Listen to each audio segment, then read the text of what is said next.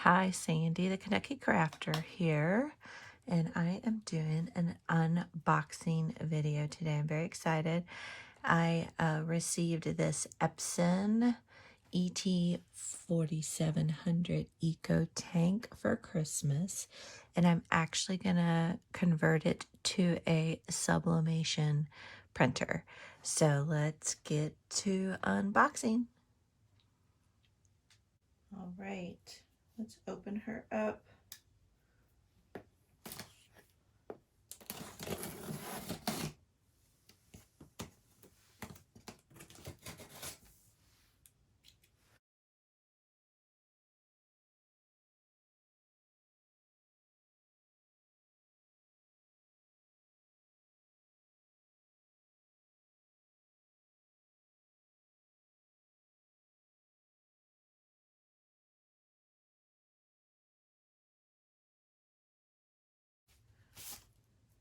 All right, start here. Okay, that's always a good place to start. Let's see. Before using this product, make sure you read the instructions. Okay, so the first thing we're going to do is unpack it. Do not open the ink bottles until you're ready to fill the ink. Remove all the protective materials from the product. Okay, that's what we're going to do.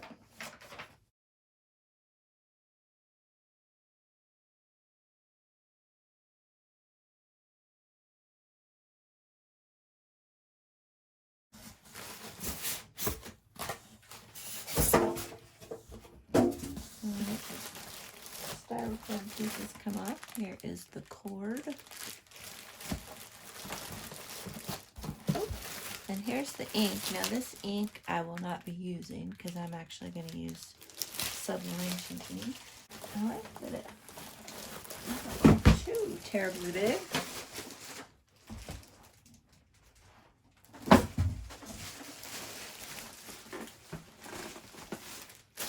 All right, got it out of the box. Good thing. And some of the reasons I went with this EPSON ET-4700, I liked that it had the ink fill tanks in the front because I thought that would be easy to add the sublimation ink in there. So now I am going to remove all of this blue packing tape.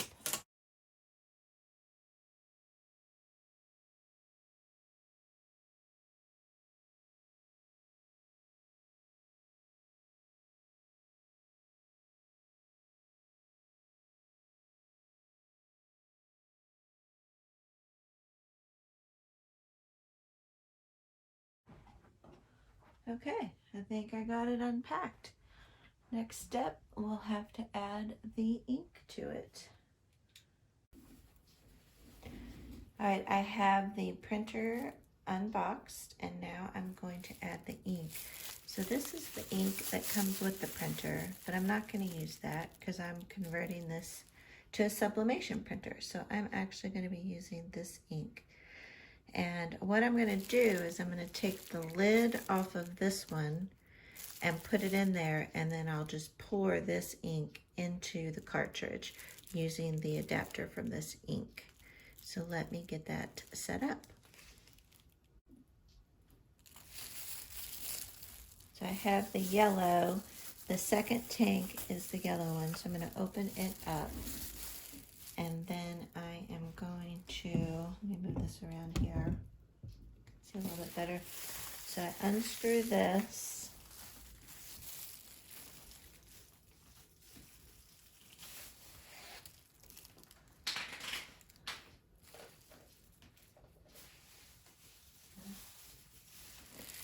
So you take this off, unscrew it, and then there is only one way that this will fit in here. The way they have these cartridges, or these bottle tops, they're fitted, so you can only put it in a certain way. And then I just put a little bit of tissue or Kleenexes around here just in case I spill a little, just as a precaution.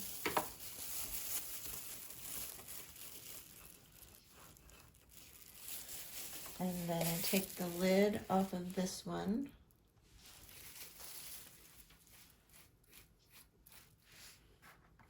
And I would recommend putting something beneath the printer. I have just this big envelope there.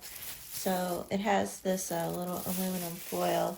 So I'm just going to poke a little hole in there so that the ink will pour out about that big there.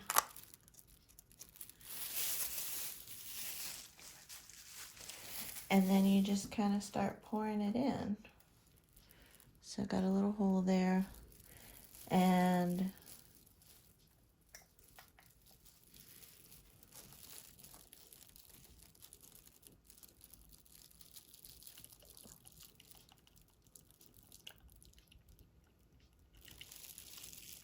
you pour it in, and then you should see it go down in there.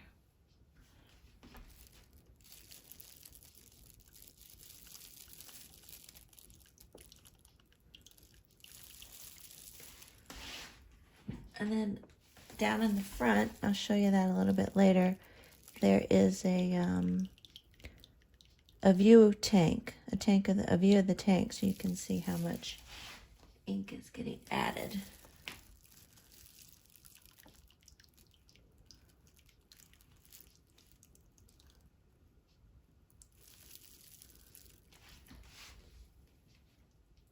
I'm about halfway.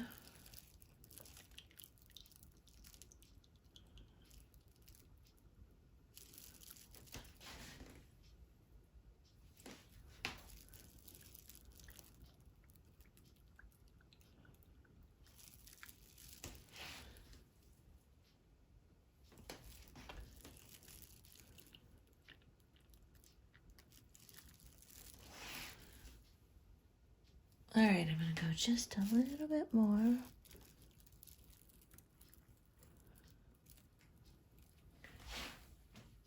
And I think that's pretty good. And once you have the ink in there and you're ready to take this off, then you just kind of pull it up and put it back on, like that. It is messy, so I would recommend wearing gloves. And then you just close the cap back up, and that's how you put the ink in there. Here is the ink tank view. So you can see I have the black in there now and the yellow. And again, I used Printer's Jack ink, and that's how I'm going to be loading this one up. I have loaded up the other two cartridges with the red and the blue. So now I'm going to power on the printer. Finish setting it up. I am going to plug the power cord now and get some power going.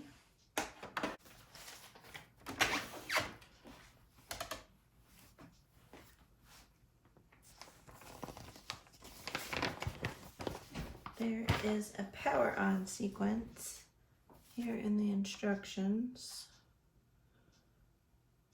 Plugged it into the wall, and then press the power button,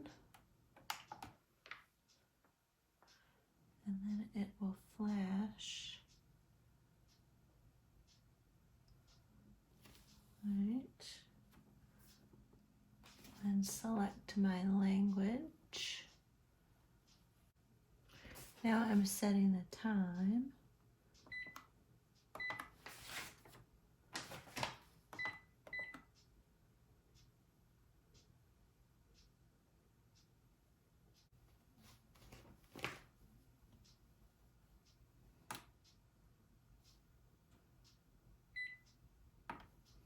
Okay, so I held that question mark for 5 seconds, and then I pressed the start button, and it's going to start the ink charging. And this is going to take about 10 minutes, so I'm going to turn this off. The ink initialization completed, and then it had me do a print ink setup. So I put some paper in the back of the printer, and then hit the OK button, and it printed out this test page, and that came out okay. So now the printer, it asked me if I wanted to set fax machine, and I said no, because I'm not going to use it as a fax machine. So now I need to go and install the software on my computer. I put the disk that came with my printer into the disk drive. Over here, I hit the home button, and then I hit the arrow until I see Wi-Fi setup, and then I click OK. Wi-Fi recommended, I click OK.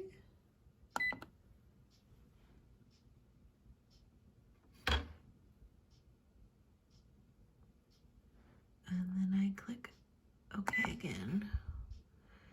And then I set up the Wi-Fi wizard.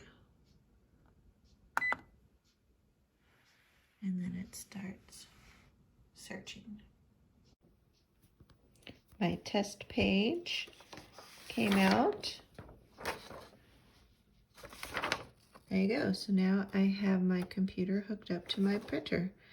Now I can start on a sublimation project. I hope that you found this video helpful in converting a printer over to sublimation.